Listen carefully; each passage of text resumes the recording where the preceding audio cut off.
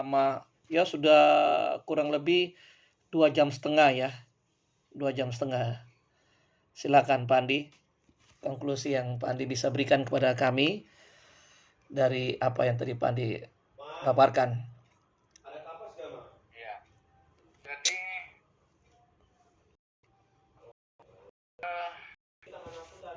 ini luar konteks, tapi menurut saya penting ya. Sama seperti yang pendeta Daniel Alexander ini lakukan sebenarnya. Nih, saya ini kan pernah marah pada Tuhan ya. Marah pada Tuhan karena lahir ketika orang tua saya lagi jatuh miskin. Kemudian udah miskin mereka bercerai. Jadi saya ini produk broken home. Karena kemiskinan kami udah panjang ya, tinggal di garasi rumah orang, di kamar pembantu, 2 kakak perempuan, dan saya ikut ibu, 2 kakak laki ikut ayah, dan ibu single parent harus tukang jahit, kasir di sebuah restoran, berangkat subuh-subuh dengan mobil sayur, pulang kami udah tidur karena udah larut malam, begitu terus dia harus berjuang. Kakak kena polio di saat kami lagi kesulitan ekonomi. Kemudian pendidikan saya juga berantakan, saya nggak pernah jadi sarjana. Di tengah situasi itu ketika saya baru mau bangkit hidup, ketika jadi reporter, gaji 375.000, menikah dengan istri ya, istri 500.000. Ini kita ada peningkatan gaji, udah punya 3 anak, tiba-tiba Tuhan kasih saya anggap dulu beban, yaitu kakak saya meninggal karena kanker, dua-dua yang perempuan ini, satu suaminya hilang entah kemana, nggak mau tanggung jawab, satu lagi suaminya meninggal. Ada 8 anak yang tiba-tiba menjadi beban saya menganggapnya beban waktu itu. Saya bilang, Tuhan ini nggak adil, saya ini anak bungsu, harusnya saya yang menikmati hidup dimanja, tapi kenapa kemudian saya yang harus memikul semua tanggung jawab ini? Ya, saya pernah cerita bagaimana kakak saya kena kanker, harus dioperasi, nggak ada uang. Saya berdoa, tapi Tuhan kasih jalan keluar dan seterusnya. Nah, tapi hari ini ya beberapa tahun yang lalu, kenapa saya itu bahagia sekali, hidup saya itu menyenangkan ya. Dan saya bingung ketika ketemu orang-orang yang hidupnya nggak bahagia. Saya bilang, kenapa ada orang yang bahagia, kenapa ada orang yang tidak bahagia? Apa sebenarnya rahasia supaya kita bisa bahagia? Saya nggak tahu, saya nggak bisa jawab waktu itu. Saya bilang, Tuhan, saya bahagia sekali. Dengan apa? Bukan karena kemudian saya dibilang, lu udah kaya, lu udah punya duit sekarang. Enggak. Karena apa? Saya lihat banyak orang yang punya uang nggak bahagia. Ada yang anaknya kena narkoba, padahal konglomerat ya. Kita lihat yang ditangkap kemarin sepasang suami istri. Itu begitu ditanya hakim, kenapa kamu pakai narkoba? Untuk mengangkat beban hidup. Nenek lu, kamu pamer kekayaan di media sosialmu, kemudian bilang bahwa kamu punya beban hidup. Kamu anaknya konglomerat. Nah, kemudian ada orang-orang yang ditangkap KPK, padahal mereka udah punya 10 mobil, rumah mungkin 7, kedudukan bagus, menteri pula. Kenapa mereka masih korupsi? Emang nggak bahagia dengan apa yang sudah mereka miliki? Enggak. Nah, kemudian saya bertanya-tanya, kalau dulu saya marah sama Tuhan, saya bilang, oh Tuhan, ternyata sejak aku lahir, Engkau sudah menempa aku sedemikian rupa, sehingga aku lebih tahan banting. Kemudian aku cepat berempati pada orang-orang yang masih ada di bawah sana. Jadi saya ini gampang sekali bukan jatuh kasihan, jatuh hati gitu pada orang-orang. Karena saya pernah merasakan saya ada di sana. Dan tanpa ada pertolongan, yang saya bilang, kita ngangkat tangan pun tidak ada satu orang pun yang menolong. Saya nggak mau itu terjadi pada orang-orang yang lain. Makanya kenapa sekarang punya banyak sekali kegiatan sosial ya. Saya dengan istri punya yayasan juga, banyak ceritanya. Tapi saya punya kegiatan karena kalau pertanyaan, lalu apa yang membuat seseorang bahagia? Saya nggak bisa jawab itu. Apa yang kemudian saya menonton video ini, ada beberapa yang udah karena hidup dibagi dalam 4 tahap. Tahapan pertama itu adalah tahapan survival. Survival itu kita ketika hidup kita itu masih pas-pasan, baru tamat sekolah atau baru kerja, gaji segitu-gitunya, mau ngontrak rumah masih berat, mau kredit motor berat, biayai anak-anak masih terasa berat, pokoknya semua serba harus survive gitu loh, karena gaji kita masih kecil dan banyak tanggung jawab kita yang kita harus, nggak bisa beli rumah dan seterusnya ya. Nah, satu tahap di atas survival itu namanya security.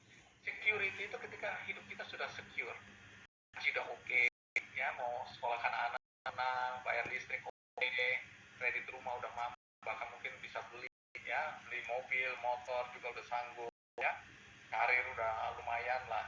Artinya kita sudah secure hidup kita. Naik ke tahap itu di atasnya ada yang namanya sukses. Jadi hidup kita sukses. Sukses itu ukuran kalau materi ya kita punya mau beli rumah mewah, rumah bisa, piknik ke luar negeri kapan aja bisa, makan enak berkali-kali berhari-hari bisa, mau beli mobil mewah, pokoknya apa yang kita mau bisa, karena kita sukses. Karir kita udah pimpinan perusahaan atau top manajemen dan seterusnya, kita sukses. Apapun profesi kita udah mendapatkan apa yang menjadi kebutuhan setiap manusia. Oke? Lalu semua orang menganggap bahwa ini adalah puncak pencapaian setiap orang di dunia ini. Apakah betul? Apakah itu membuat kita bahagia? Jawabannya kan tidak. Buktinya banyak orang kaya yang tidak bahagia, cerai. Banyak orang yang kemudian bunuh diri, baik orangnya sendiri maupun anaknya, ya. Dan banyak kejadian seks bebas dan seterusnya. Nah, artinya uang, materi itu tidak identik dengan kebahagiaan.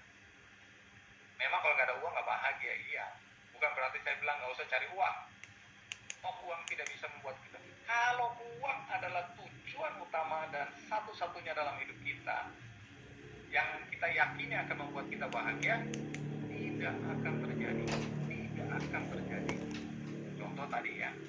Lalu pertanyaannya, apa yang membuat kita bahagia? Nah, Iya. di dalam video ini disebutkan bahwa sesudah sukses, ada satu tahapan lagi, namanya signifikan. Significance itu ketika hidup kita tidak lagi semata-mata untuk kita, tapi hidup kita itu untuk berbagi pada sesama. Itu dilakukan oleh pendeta Daniel Alexander. Hidupnya bukan semata-mata untuk dirinya sendiri, untuk keluarganya. Kalau dia mikirin dirinya sendiri, keluarganya sendiri, udah selesai hidupnya. Ngapain ke Papua? Ngapain ke hutan yang katanya Firdaus itu? Kenapa? Karena itu sudah pada level hidupku bukan untuk diriku saja, tapi Iya. harus bermanfaat buat orang lain. Tanya Pak Daniel Alexander, bahagia nggak dia hari ini? Bahagia sekali. Sangat bahagia, sangat bahagia. Tadi aja dengan kedinginan masih berapi-api. Artinya orang bahagia itu energinya itu meluap-luap, energi nggak pernah habis. Dan saya kebetulan merasakan itu. Nah, pertanyaannya berikutnya, lalu apakah kita harus sukses dulu untuk bisa sampai pada signifikan? Tidak.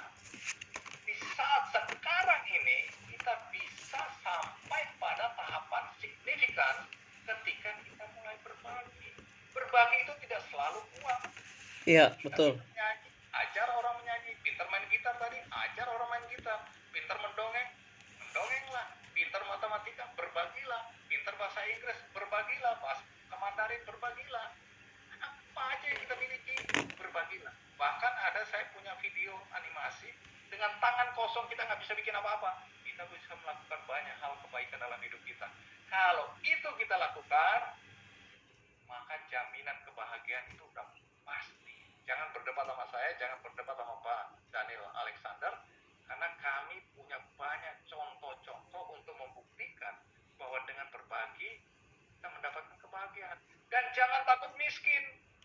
Iya. Jadi banyak orang punya alasan untuk menunda kebaikan, perbuatan baik, berbagi. Tunggu dulu Pak Andi, saya gajinya masih kecil, saya beli motor aja belum sanggup, ngapain kita berbagi? Tunggu dulu Pak Andi, saya kan belum tua, saya masih muda, masih punya banyak rencana hidup. Nanti kalau saya udah tua, hehehe, emang kamu yang mengatur hidupmu? Iya. Ini udah kayak pendeta ya. Pendeta Daniel Alexander. Kita belajar coba jadi khotbah dulu ya. Nah,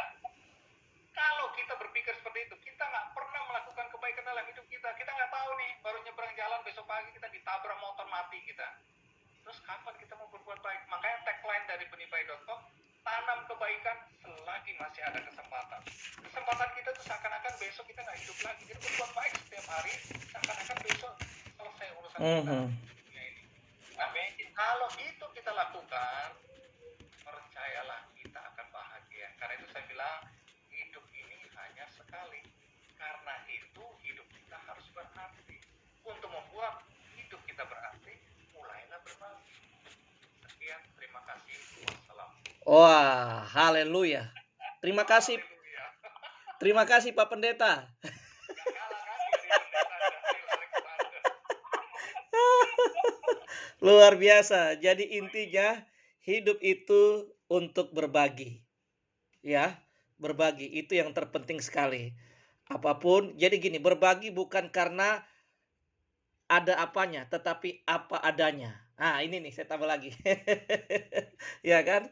Apalagi tadi Pak Andi bilang, Pak Pendeta Andi bilang begini, apa namanya, mulailah melakukan kebaikan selama masih ada kesempatan. Nah, ini mantap ini. Karena ada satu lagu, hidup ini adalah kesempatan. Nah, hidup ini untuk melayani Tuhan. Nah, itu tuh. Mantap sekali tuh. Waduh, luar biasa. Papi, ada mau tambah nggak, Pi? Kenapa? Mau tambah lagi nggak? Ada. Jadilah pohon yang selalu berbuah. Jadilah pohon yang selalu berbuah. Oh, Pohon yang berbuah tidak pernah tahu rasa buahnya karena mereka nggak pernah nikmati, yang nikmati kita. oh. Maka itu seperti tadi Pak Dinoya katakan, berbuat terus. Nggak perlu kita yang nikmati, biar orang lain nikmati. Itu prinsip Rasul Paulus, Filipi 1 ayat 21, 22. Wow. Udah cukup. Oke, Vi, terima kasih. Sekali lagi terima kasih Pak Andi, luar biasa sampai jam makannya tertunda dulu. Tapi sebelum Maaf kalau ada salah-salah kata, maaf kalau terlalu panjang. Oh, enggak. Senang Sekali Pak Andi. Senang sekali. Sangat diberkati. Ini sangat sekali diberkati benar nih. Jadi sebelum Pak Andi jangan dulu undur diri. Kita akan doa penutup, namun kita akan masuk dalam pujian penyembahan dulu kepada Tuhan. Setelah itu nanti Papi Daniel yang akan tutup dalam doa berkat. Ya. Silakan, Merna. Terima kasih Pak Yesna, terima kasih Bapak Ibu kesetiaannya. Kita sampai di penghujung acara webinar kita malam hari ini. Puji nama Tuhan, kita bersyukur semuanya boleh berjalan dengan baik. Dan kita akan segera menutupnya dengan menerima doa berkat. Namun sebelumnya, kembali saya mengajak kita menaikkan sebuah pujian. Kita mau bersyukur kepada Tuhan. Haleluya.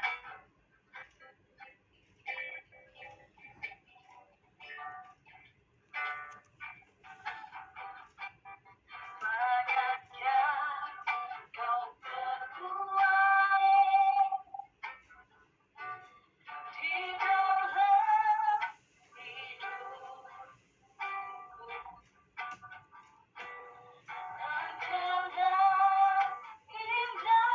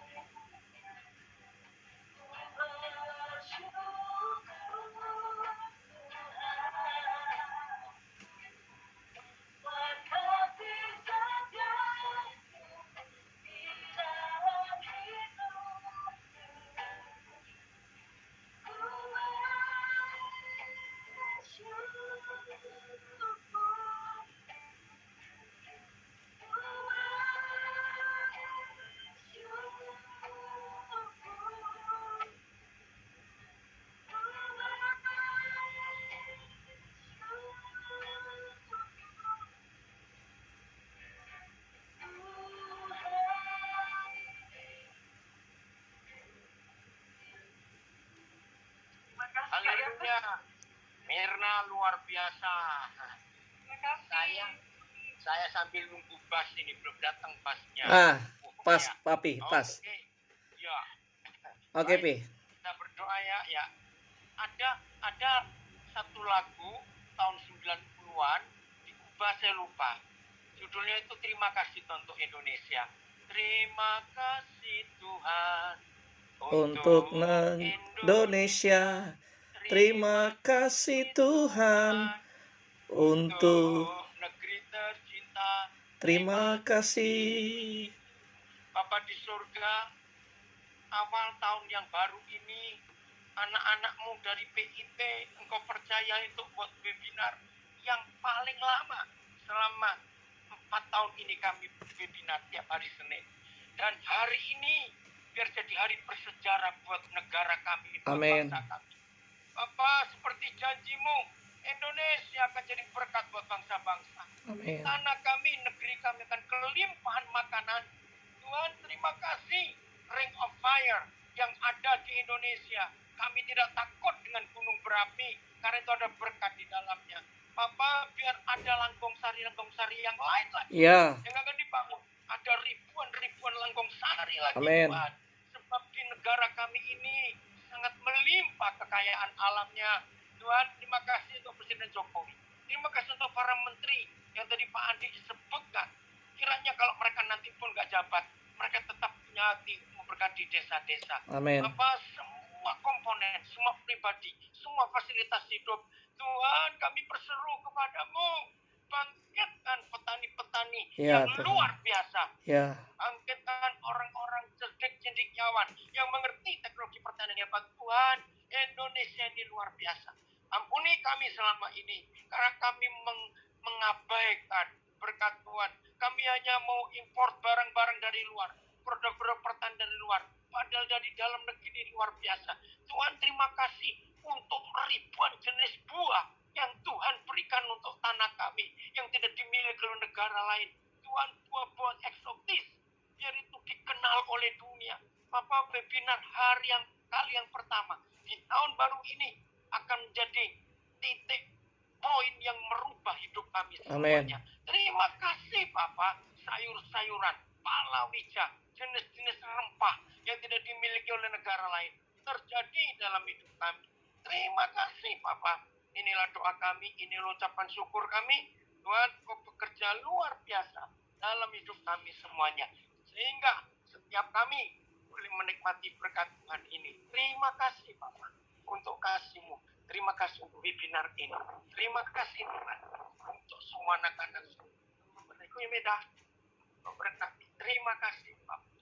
Terima kasih dalam nama Yesus. Amin. Amin. Terima kasih, Papi. Habisnya datang. Wow. Hati-hati di jalan, Pi. Andi, luar biasa. Daniel. Luar biasa. Terima kasih Pak. Haleluya.